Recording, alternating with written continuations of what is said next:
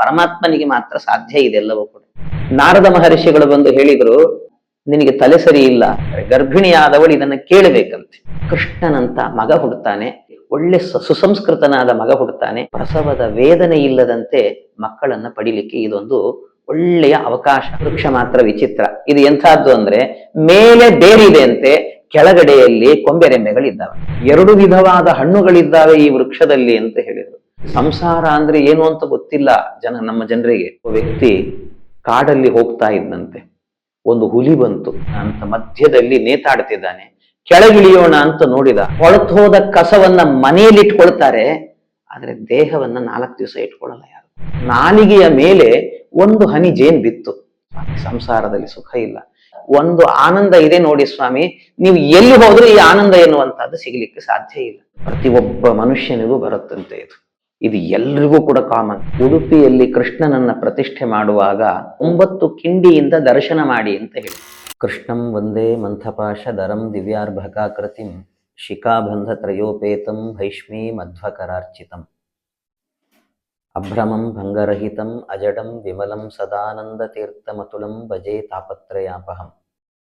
ತಪಸ್ವಾಧ್ಯಾಯ ಶುಶ್ರೂಷಾ ಕೃಷ್ಣ ಪೂಜಾ ರತಂ ಮುನಿಂ ವಿಶ್ವೇಶಮಿಷ್ಟದಂ ವಂದೇ ಪರಿವ್ರಾಟ್ ಚಕ್ರವರ್ತಿನಂ. ಭಗವಂತನ ಕೃಷ್ಣಾವತಾರ ನಮಗೆಲ್ಲ ತುಂಬ ಹತ್ತಿರವಾದಂತಹ ಅವತಾರ.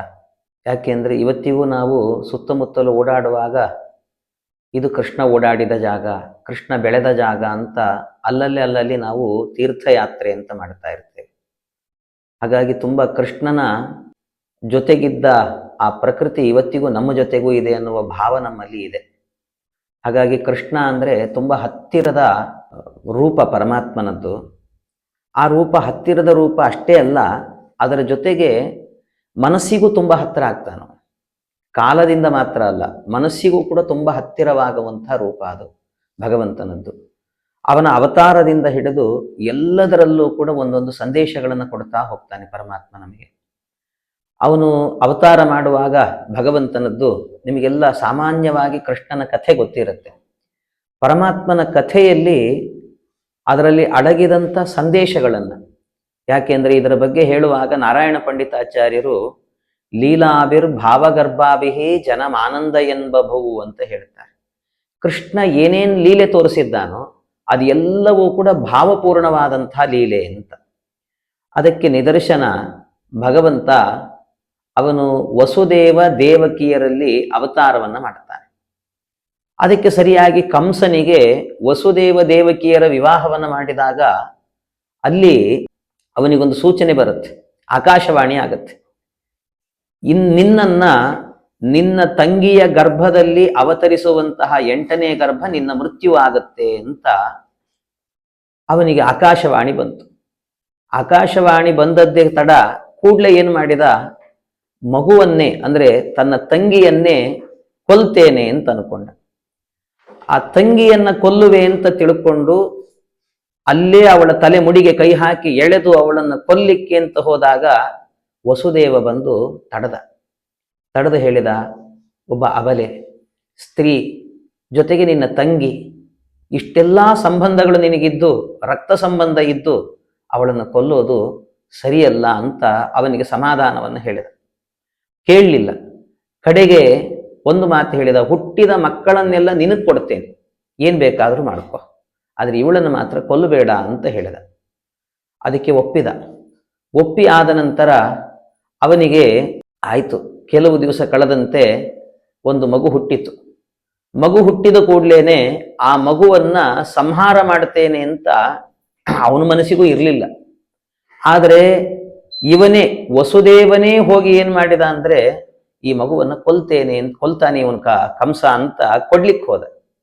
ಆ ಮಗುವನ್ನ ಕೊಡೋದಕ್ಕೆ ಅಂತ ಹೋದಾಗ ಕಂಸ ಹೇಳ್ತಾನೆ, ಇಲ್ಲ, ನನ್ನನ್ನು ಕೊಲ್ಲುವಂತಹ ಮಗು 8ನೇ ಗರ್ಭ, ಆ 8ನೇ ಗರ್ಭ ಆದ್ರಿಂದ ಇದನ್ನ ಯಾಕೆ ಕೊಡ್ತಾ ಇದ್ದೀ, ಬೇಡ ಅಂತ ಹೇಳಿದ.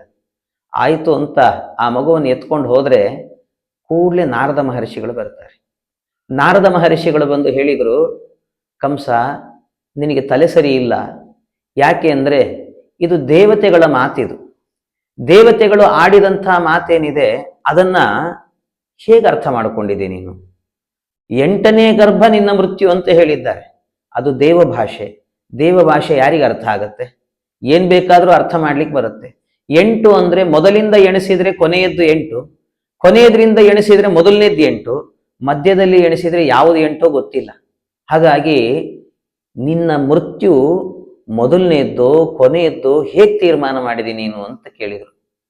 ಇಷ್ಟು ಹೇಳಿದ ಕೂಡ್ಲೇನೆ ಅವನು ಹೇಳ್ತಾನೆ, ಅಯ್ಯೋ ಇದು ನನ್ನ ತಲೆಗೆ ಹೊಳಿಲಿಲ್ಲಲ್ಲ ಅಂದ. ಅದಕ್ಕೆ ನಾರದರು ಹೇಳಿದ್ರು, ಅದಕ್ಕೆ ನಿನ್ನ ಪೆದ್ದ ಅಂದಿದ್ದು, ಎಚ್ಚರಿಸ್ಲಿಕ್ಕೆ ಬಂದಿದ್ದೇನೆ ಅಂತ ಹೇಳಿದರು. ಆಯಿತು ಅಂತ ಕೂಡ್ಲೆ ಹೋದ. ಆ ಮಗುವನ್ನ ಇಸ್ಕೊಂಡು ಕಸಗೊಂಡು ಆ ಮಗುವನ್ನು ಎತ್ತಿ ಬಂಡೆಗೆ ಹೊಡೆದು ಅದನ್ನು ಸಂಹಾರವನ್ನು ಮಾಡ್ತಾನೆ.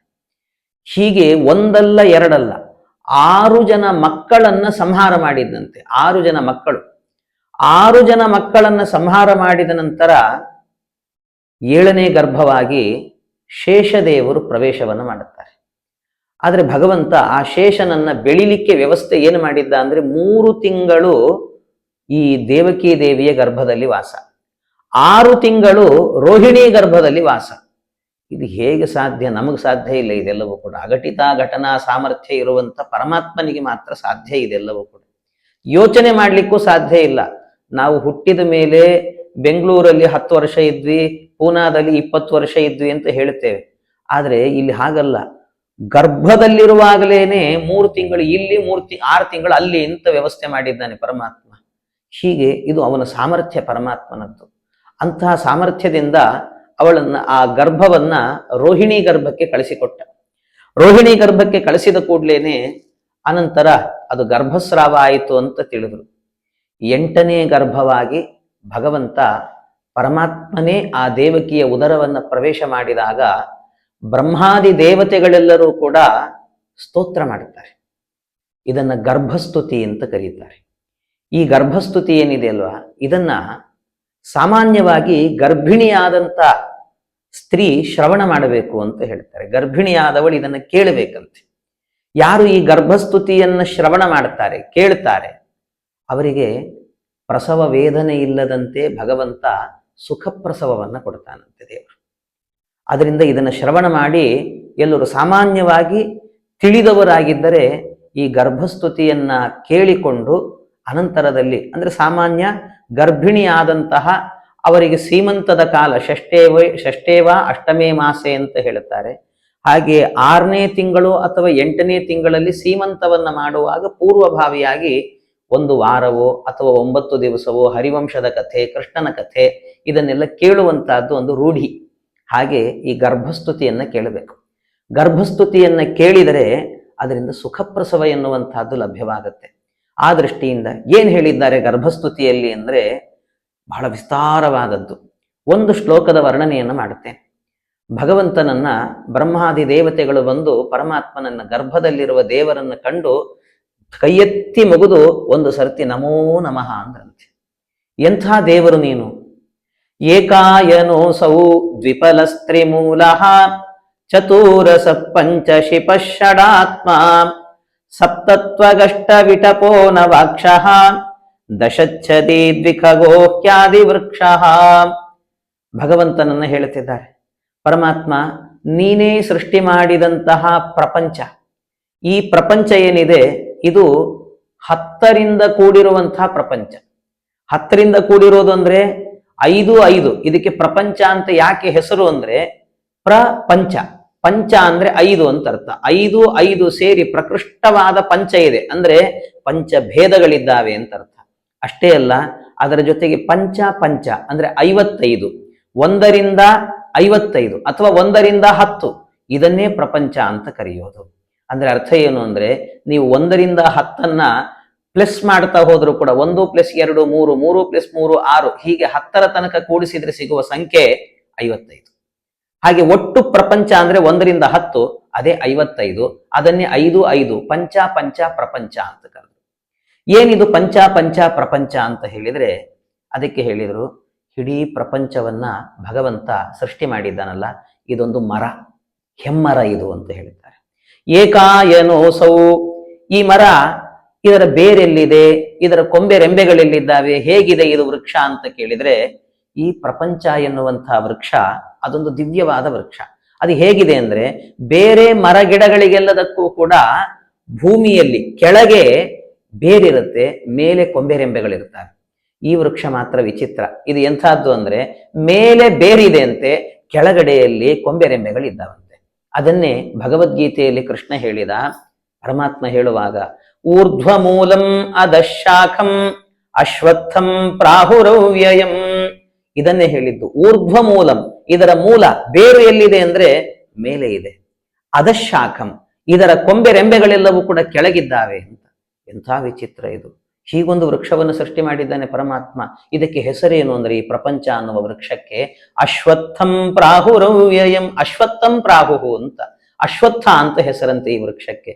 ಪ್ರಪಂಚ ಎನ್ನುವ ವೃಕ್ಷಕ್ಕೆ ಅಶ್ವತ್ಥ ಅಂತ ಯಾಕೆ ಹೆಸರು ಅಂತಂದ್ರೆ, ಸಂಸ್ಕೃತದಲ್ಲಾಗುವಾಗ ಶ್ವಃ ಅಂತ ಹೇಳಿದ್ರೆ ನಾಳೆ ಅಂತ ಅರ್ಥ. ಶ್ವಃ ಅಂದ್ರೆ, ಥ ಅಂದ್ರೆ ಇರುವಂತಹದ್ದು ಅಂತ ಅರ್ಥ. ಅಶ್ವತ್ಥ ಅಂದ್ರೆ ನಾಳೆ ಇರುತ್ತೆ ಅಂತ ಗ್ಯಾರಂಟಿ ಇಲ್ಲಪ್ಪ. ಯಾವಾಗ ಏನಾಗತ್ತೆ ಗೊತ್ತಿಲ್ಲ, ಯಾವ ಕ್ಷಣ ಏನು ಅಂತ ಗೊತ್ತಿಲ್ಲ. ನಮ್ಮ ಜೊತೆಗೆ ಯಾವುದು ನಾವು ನಂಬಿ ಕೂತಿರುವಂತಹದ್ದು ಯಾವುದು ಬರೋದಿಲ್ಲ ನಮ್ಮ ಜೊತೆಗೆ. ಒಂದು ಕ್ಷಣದಲ್ಲಿ ದೇವರು ಪ್ರಾಣವನ್ನ ಸೆಳೆದ ಅಂದ್ರೆ ನಿತ್ಯ ಕಟ್ಟು ಎಣಿಸಿ ಗಾಡ್ರೇಜಲ್ಲಿಟ್ಟ ದುಡ್ಡು ನಮ್ಮ ಜೊತೆಗೆ ಬರೋದಿಲ್ಲ. ಹೆಂಡತಿ ಮಕ್ಕಳು ಯಾರು ಬರೋದಿಲ್ಲ. ಅಲ್ಲ, ಬರ್ತಾರಲ್ಲ ಅಂದ್ರೆ ಎಲ್ಲಿ ತನಕ? ದ್ವಾರಾಂತಂ ಪತ್ನಿ, ಮನೆಯ ತುದಿಯ ತನಕಲೂ ಕೂಡ ಹೆಂಡತಿ ಬರ್ತಾಳೆ. ಅದಕ್ಕಿಂತ ಮುಂದೆ ಹೋಗ್ತೇವೆ ಅಂತಂದ್ರೆ ಎಲ್ಲಿ ತನಕ ಮಕ್ಕಳು ಬರ್ತಾರೆ? ಸ್ಮಶಾನಾಂತಂ ಹಿ ಬಾಂಧವಾಹ, ಅಲ್ಲಿ ತನಕ ಬರ್ತಾರಷ್ಟೇ. ಅಲ್ಲಿಂದ ಮತ್ತೆ ಮುಂದಿನ ಲೋಕಕ್ಕೆ ಹೋಗುವ ದಾರಿ ಇದೆ ಅಲ್ವಾ, ಯಾರು ಬರ್ತಾರೆ ಜೊತೆಗೆ? ಯಾರೂ ಬರುವುದಿಲ್ಲ. ಅಕಸ್ಮಾತ್ ಈ ದೇಹದಲ್ಲಿ ಪ್ರಾಣ ಹೋಯಿತು ಅಂತ ಆದರೆ ಮನೆಗೆ ಏನಾದರೂ ಕೂಡ ಕಾರ್ಪೊರೇಷನ್ ಅವರು ಸ್ಟ್ರೈಕ್ ಮಾಡಿ 4 ದಿವಸ ಕಸ ತಗೊಂಡು ಹೋಗ್ಲಿಕ್ಕೆ ಬರಲಿಲ್ಲ ಅಂದ್ರೆ ಕೊಳತು ಹೋದ ಕಸವನ್ನ ಮನೆಯಲ್ಲಿ ಇಟ್ಕೊಳ್ತಾರೆ, ಆದರೆ ದೇಹವನ್ನ 4 ದಿವಸ ಇಟ್ಕೊಳ್ಳಲ್ಲ ಯಾರು. ಮೊದಲು ಮುಗಿಸ್ಬಿಡಿ ಅಂತ ಹೇಳ್ತಾರೆ. ಕನಕದಾಸರು ತುಂಬಾ ಸುಂದರವಾಗಿ ಈ ಪ್ರಸಂಗವನ್ನು ಹೇಳುತ್ತಾರೆ. ಅವ್ರ ಮಾತಲ್ಲಿ ಹೇಳಬೇಕು.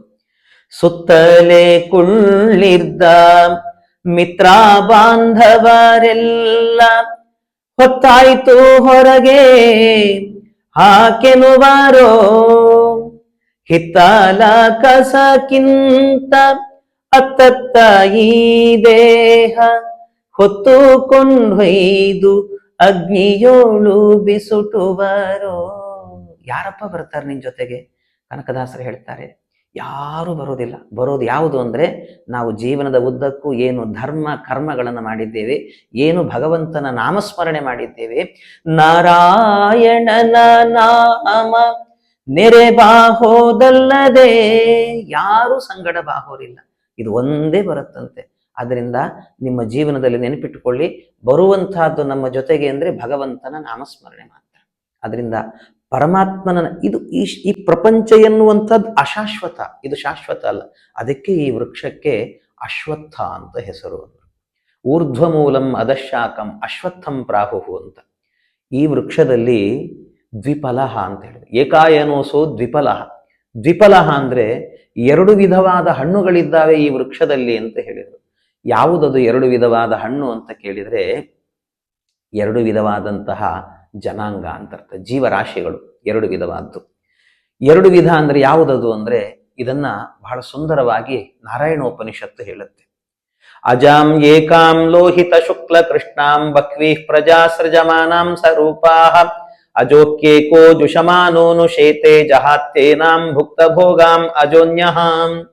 ಇದು ಏನು ಅಂದ್ರೆ, ಈ ಪ್ರಪಂಚದಲ್ಲಿ ಅಜ ಅಂತ ಹೇಳಿದ್ರೆ ಹುಟ್ಟಿಲ್ಲದ್ದು ಅಂತ ಅರ್ಥ. ಅಂದ್ರೆ ಮೂಲ ಪ್ರಕೃತಿ. ಆ ಮೂಲ ಪ್ರಕೃತಿ ಏನು ಮಾಡತ್ತೆ ಅಂದ್ರೆ, ಸದಾ ಅದು ಗರ್ಭಿಣಿಯಾಗಿರುತ್ತಂತೆ, ಅನೇಕ ಮಕ್ಕಳನ್ನು ಹೆರ್ತಾ ಇರುತ್ತೆ. ಯಾರದು ಅಂತ ಹೇಳಿದ್ರೆ, ಅದು 3 ಬಣ್ಣ ಅಂತ ಹೇಳಿದೆ. ಲೋಹಿತ ಶುಕ್ಲ ಕೃಷ್ಣ, ಕೆಂಪು ಬಿಳಿ ಕಪ್ಪು, ಅಂದ್ರೆ ಸತ್ವ ರಜಸ್ಸು ತಮಸ್ಸು ಅನ್ನುವಂಥ 3 ಗುಣಗಳಿಂದಾಗಿ ನಮ್ಮ ಎಲ್ಲರ ಶರೀರವನ್ನ ತಯಾರಿ ಮಾಡಿಕೊಡುತ್ತದಂತೆ.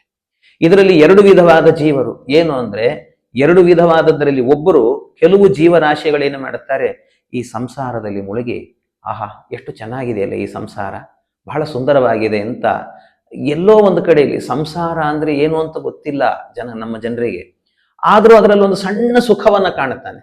ಆ ಸುಖವೇ ಪರಮ ಸುಖ ಅಂತ ಬದುಕ್ತಾನಂತೆ. ಆ ಸಣ್ಣ ಸಂಸಾರದ ಸುಖದಲ್ಲಿ ಏನೂ ಇಲ್ಲ. ಸಂಸಾರ ಅಂದ್ರೆ ಏನು ಗೊತ್ತಾ? ಒಂದು ಪುಟ್ಟದಾಗಿ ಮಹಾಭಾರತ ಒಂದು ಕತೆ ಹೇಳುತ್ತೆ. ಸಂಸಾರ ಅಂದರೆ ಏನು ಅಂದರೆ ನಾವೆಲ್ಲ ತಿಳ್ಕೊಂಡಿದ್ದೀವಿ ಸುಖ ಸಂಸಾರ ಅಂತ. ಸಂಸಾರದಲ್ಲಿ ಸುಖ ಇಲ್ಲ ಸ್ವಾಮಿ. ಎಲ್ಲಿದೆ ಸುಖ ಹೇಳಿ?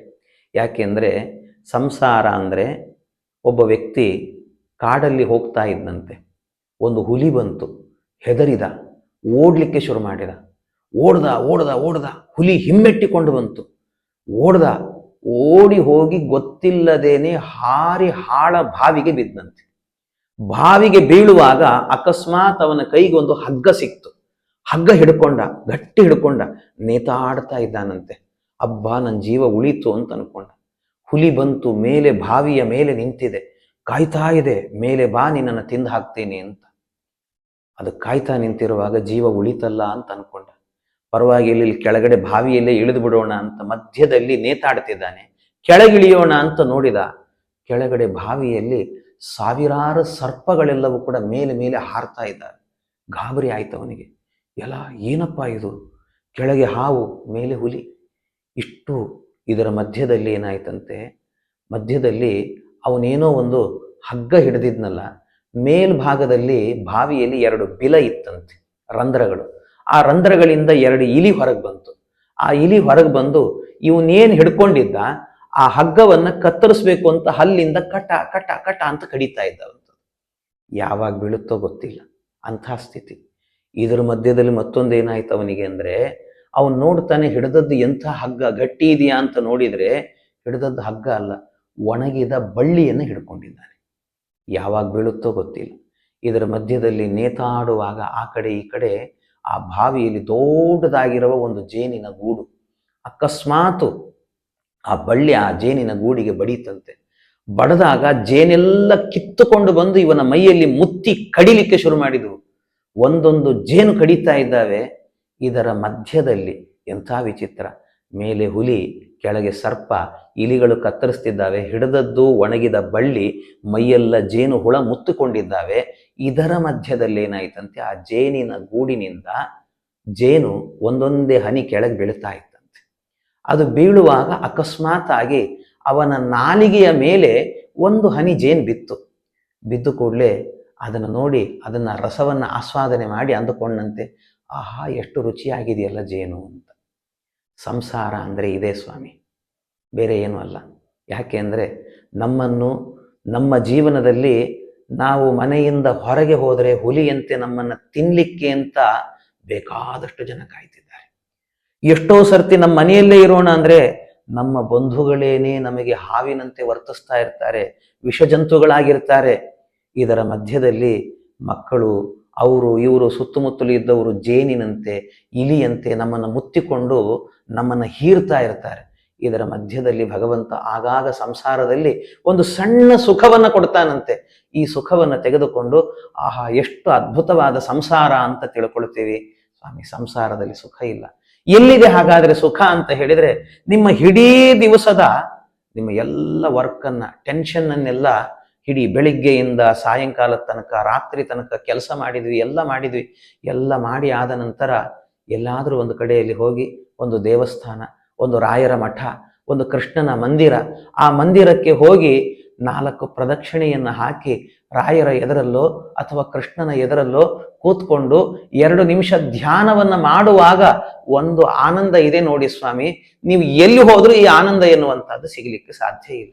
ಅದರಿಂದಾಗಿ ಅದೊಂದು ದಿವ್ಯವಾದ ಆನಂದ, ಅಧ್ಯಾತ್ಮದಲ್ಲೇ ಆನಂದ ಇರುವಂತಹದ್ದು. ನಮ್ಮ ಮನಸ್ಸಿನೊಳಗೆ ನಮಗೆ ಆನಂದ ಇದೆ, ನಮ್ಮ ಒಳಗಿರುವ ಆನಂದವನ್ನು ಬಿಟ್ಟು ಹೊರಗೆ ಎಲ್ಲಿದೆ ಆನಂದ ಅಂತ ಹುಡುಕಿಕೊಂಡು ಹೋಗ್ತಿದ್ದೇವೆ. ಆ ಕೆಲಸ ಮಾಡಬಾರದು. ಅದರಿಂದಾಗಿ ಜನ 2 ವಿಧವಾಗಿದ್ದಾರೆ. ಒಂದು ಏನು ಅಂತ ಹೇಳಿದರೆ, ಈ ಸಂಸಾರದ ಸುಖವೇ ಸುಖ ಅಂತ ತಿಳಿದವರು.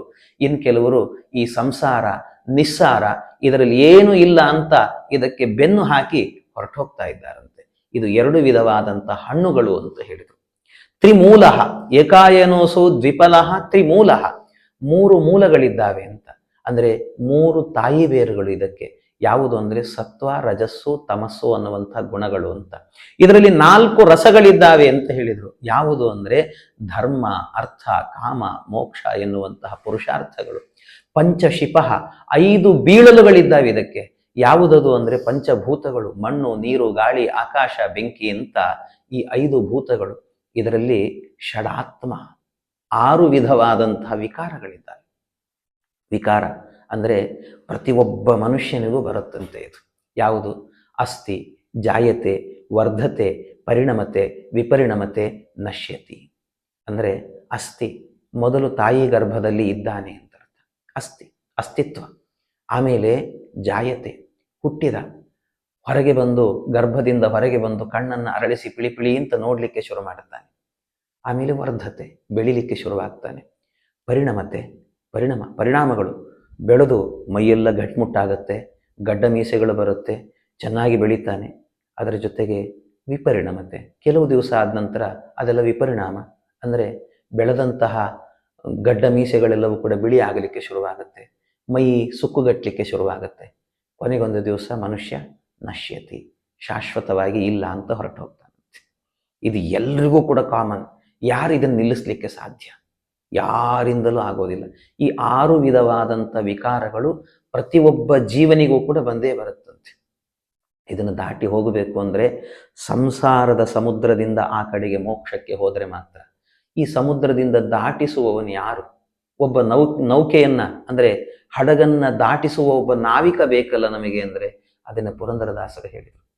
6 ತೆರೆಯ ನೋಡಂಬಿಗ, ಹದ ಮೀರಿ ಬರುತ್ತಲಿದೆ ಅಂಬಿಗ, ಯಾರಿಂದಲಾಗದೋ ಅಂಬಿಗ, ಅದ ನಿವಾರಿಸಿ ದಾಟಿಸೋ ಅಂಬಿಗ. ಭಗವಂತನನ್ನು ಕೇಳಬೇಕಂತೆ, ಅವನೇ ಅಂಬಿಗ.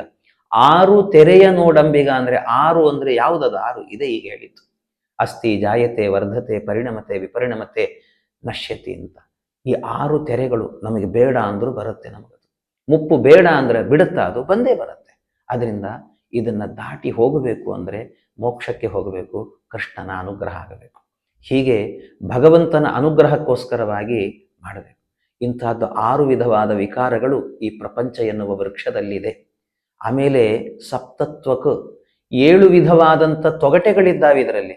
ಯಾವುದದು ಅಂತ ಹೇಳಿದರೆ ನಮ್ಮ ದೇಹದೊಳಗಿರುವಂತಹ ಸಪ್ತಧಾತುಗಳು. ತ್ವಕ್, ಚರ್ಮ, ಮಾಂಸ, ರುಧಿರ, ಮಜ್ಜ, ಮೇಧೋ, ಅಸ್ಥಿ ಅಂತ ಸಪ್ತಧಾತುಗಳು. ಅಷ್ಟವಿಟಪಃ 8 ವಿಧವಾದಂಥ ಕೊಂಬೆಗಳಿದ್ದಾವಂತೆ ಈ ವೃಕ್ಷದಲ್ಲಿ. ಯಾವುದದು ಅಂದರೆ ದೇವರು ಮಾಡಿದ ಸೃಷ್ಟಿ. ದೇವ, ದಾನವ, ಗಂಧರ್ವ, ಯಕ್ಷ, ಕಿನ್ನರ, ಮನುಷ್ಯ, ತಿರ್ಯಗ್ಜಂತು, ಹೀಗೆ ಪರಮಾತ್ಮ ಅನೇಕ ವಿಧವಾದಂಥ ಸೃಷ್ಟಿಗಳನ್ನು ಮಾಡಿದ್ದಾನೆ. ಪರಮಾತ್ಮ 8 ವಿಧವಾದ ಸೃಷ್ಟಿ. ನವಾಕ್ಷಃ 9 ವಿಧವಾಗಿರುವಂತಹ ರಂಧ್ರಗಳಿದೆಯಂತೆ. ಅಲ್ಲಲ್ಲಿ ಈ ಮರದಲ್ಲಿ ರಂಧ್ರಗಳು. ಅದು ಏನದು 9 ವಿಧವಾದ ರಂಧ್ರ ಅಂದರೆ ನಮ್ಮ ದೇಹದ ಒಳಗೆ ಇರುವಂತಹ 9 ವಿಧವಾದಂಥ ರಂಧ್ರ, 9 ದ್ವಾರಗಳು ಅಂತ ಅರ್ಥ. ಅಂದರೆ ಅದಕ್ಕೆ ಮಧ್ವಾಚಾರ್ಯರು ಉಡುಪಿಯಲ್ಲಿ ಕೃಷ್ಣನನ್ನು ಪ್ರತಿಷ್ಠೆ ಮಾಡುವಾಗ ಬಾಲಗೋಪಾಲನನ್ನು ಪ್ರತಿಷ್ಠೆ ಮಾಡಿದ್ದಾರೆ. ಅವನ ಪ್ರತಿಷ್ಠೆಯನ್ನು ಮಾಡಿ ಏನು ಮಾಡಿದರು ಅಂದರೆ 9 ಕಿಂಡಿಯಿಂದ ದರ್ಶನ ಮಾಡಿ ಅಂತ ಹೇಳಿದರು. 9 ಕಿಂಡಿಯಿಂದ. ಅದರ ಹಿಂದೆ ಮತ್ತೆ ಕನಕನ ಕಿಂಡಿ ಇದೆ, ಅದು ಬೇರೆ. ಅಂತೂ 9 ಕಿಂಡಿಯಲ್ಲಿ ದರ್ಶನ ಮಾಡಿ ಅಂದರೆ ಅದರ ಅರ್ಥ ಏನು ಅಂದರೆ ಪ್ರತಿಯೊಬ್ಬನ ದೇಹವೂ ಕೂಡ ಭಗವಂತನ ಮಂದಿರ, ಎಲ್ಲರ ಒಳಗೂ ದೇವರಿದ್ದಾನೆ ಅನ್ನೋದನ್ನ ಕಾಣಿ ಅಂತ. ಯಾಕೆಂದ್ರೆ ಎಲ್ಲರಿಗೂ ಕೂಡ 9 ದ್ವಾರಗಳಿದ್ದೇ ಇರುತ್ತೆ. ಹಾಗಾಗಿ ಒಳಗಡೆ ಭಗವಂತ ಇದ್ದಾನೆ ಅಂದ್ರೆ ಬರೀ ನಾನು ಕಟ್ಟಿದ ಗರ್ಭಗುಡಿ ಮಾತ್ರ ದೇವಮಂದಿರ ಅಂತ ತಿಳಿಬೇಡಿ. ಎಲ್ಲ ಪ್ರತಿಯೊಬ್ಬ ಮನುಷ್ಯನನ್ನ ಅವನ ಮೇಲೆ ಕೈ ಎತ್ತುವಾಗ, ಕಾಲು ತೋರಿಸುವಾಗ, ಬೈಯುವಾಗ ಒಳಗೆ ದೇವರಿದ್ದಾನೆ ಅನ್ನುವ ಯೋಚನೆ ಬರಲಿ. ಯಾರನ್ನೂ ಬೈಬೇಡ, ದ್ವೇಷ ಮಾಡಬೇಡ, ಒಳಗೆ ದೇವರಿದ್ದಾನೆ ಅನ್ನುವಂಥ ಯೋಚನೆ ಬರಲಿ ಅನ್ನೋದಕ್ಕೋಸ್ಕರವಾಗಿ ಮಧ್ವಾಚಾರ್ಯರು 9 ಕಿಂಡಿಗಳಿಂದಾಗಿ ಕೃಷ್ಣನ ದರ್ಶನ ಮಾಡಿ ಅಂತ ಹೇಳಿದರು. ಅದೇ 9 ವಿಧವಾದಂತಹ 9 ದ್ವಾರಗಳು. ಆಮೇಲೆ ದಶಚ್ಛದಿ, ಇದರಲ್ಲಿ 10 ಎಲೆಗಳಿದ್ದಾವೆ ಅಂತ ಹೇಳಿದರು. 10 ಎಲೆಗಳು ಯಾವುದು ಅಂದರೆ ನಮಗೆ ದೇವರು ಕೊಟ್ಟಿರುವಂಥ ಪಂಚ ಜ್ಞಾನೇಂದ್ರಿಯ, ಪಂಚಕರ್ಮೇಂದ್ರಿಯ, ಇವುಗಳನ್ನೇ 10 ಎಲೆಗಳು ಅಂತ ಕರೆದರು. ಈ 10 ಎಲೆಗಳು ಇಷ್ಟು ಒಟ್ಟು ಅಂದರೆ 1ರಿಂದ 10 ಇದೇನೆ. 1ರಿಂದ 10 ಪಂಚ ಪಂಚ 5 5 ಅಂದರೆ 10, ಅಂದರೆ ಅದನ್ನೇ ಪಕ್ಕದಲ್ಲಿಟ್ಟರೆ ಅದೇನಾಯ್ತು 55. ಇದನ್ನೇ ಪ್ರಪಂಚ ಅಂತ ಕರೆದು. ಇಷ್ಟನ್ನ ಸೃಷ್ಟಿ ಮಾಡಿದಂಥ ಭಗವಂತ ಅವನನ್ನು ಹೇಳ್ತಾರೆ, ಎಲ್ಲ ದೇವತೆಗಳು ಹೇಳುವಂಥ ಮಾತು, ಭಗವಂತ ಏನು ಅದ್ಭುತನೋ, ಇಷ್ಟು ವಿಸ್ತಾರವಾದ ಪ್ರಪಂಚವನ್ನು ಸೃಷ್ಟಿ ಮಾಡಿದ ನೀನು ಇವತ್ತು ದೇವಕಿಯ ಗರ್ಭದಲ್ಲಿ ಹೋಗಿ ಪುಟ್ಟ ಮಗುವಾಗಿ ವಾಸ ಮಾಡ್ತಿದ್ದೀಯಲ್ಲಪ್ಪ, ಏನೋ ನಿನ್ನ ಲೀಲೆ, ನೀನೇ ಮಾಡಿದ ಸೃಷ್ಟಿಯಲ್ಲಿ ನೀನೂ ಒಂದು ಸೃಷ್ಟಿಯಾಗಿ ಹೊರಗೆ ಬರಬೇಕು ಅಂತ ನಿಂತಿದ್ದೀಯಲ್ಲ, ನಿನ್ನ ಲೀಲೆಗೆ ನಮೋ ನಮಃ ಅಂತ ಹೇಳಿದರು. ಇದನ್ನ ಗರ್ಭಸ್ತುತಿ ಅಂತ ಕರೀತಾರೆ. ಇಂತಹ ಗರ್ಭಸ್ತುತಿಯನ್ನ ಆಗಲೇ ಹೇಳಿದಂತೆ ಗರ್ಭಿಣಿಯಾದಂತಹ ಹೆಣ್ಣು ಮಕ್ಕಳು ಶ್ರವಣ ಮಾಡಿದರೆ ಕೃಷ್ಣನಂತ ಮಗ ಹುಡ್ತಾನೆ, ಜೊತೆಗೆ ಒಳ್ಳೆ ಸುಸಂಸ್ಕೃತನಾದ ಮಗ ಹುಡ್ತಾನೆ, ಅದರ ಜೊತೆಗೆ ಪ್ರಸವದ ವೇದನೆ ಇಲ್ಲದಂತೆ ಮಕ್ಕಳನ್ನು ಪಡಿಲಿಕ್ಕೆ ಇದೊಂದು ಒಳ್ಳೆಯ ಅವಕಾಶ ಅಂತ ಹೇಳ್ತಾರೆ ಭಾಗವತದಲ್ಲಿ. ಹಾಗೆ ಇಂಥ ಭಗವಂತನನ್ನು ಕೂಡ ಆದ ನಂತರ ಪರಮಾತ್ಮ ಅವತಾರವನ್ನು ಮಾಡ್ತಾನೆ, ಕೃಷ್ಣನಾಗಿ ಅವತಾರವನ್ನು ಮಾಡ್ತಾನೆ. ಕೃಷ್ಣನಾಗಿ ಅವತಾರವನ್ನು ಮಾಡುವಾಗ ಎಂಥ ಅವತಾರ ಭಗವಂತನದ್ದು ಅಂದರೆ ಪರಮಾತ್ಮನದ್ದು ಅದ್ಭುತವಾದ ಅವತಾರ. ಪರಮಾತ್ಮ ಅವತಾರವನ್ನು ಮಾಡುವಂತಹ ಕಾಲದಲ್ಲಿ ಹೇಗಿದ್ದ ದೇವರು ಅಂದರೆ ಇದರ ಮೂಲಕ ಜಗತ್ತಿಗೆ ಸಂದೇಶ ಕೊಟ್ಟ ಪರಮಾತ್ಮ. ನರಸಿಂಹಾವತಾರದಲ್ಲಿ ಯಾರು ತಂದೆ ತಾಯಿ, ಯಾರು ಭಗವಂತನಿಗೆ? ಯಾರಾದರೂ ಕೂಡ ಕಂಬಕ್ಕೆ ಬಾಣಂತನ ಮಾಡ್ತಾರೆ? ಮಾಡೋದಿಲ್ಲಲು. ಕೃಷ್ಣನ ಅವತಾರದಲ್ಲಿ ಏನು ಸಂದೇಶ ಅಂತ ಕೇಳಿದರೆ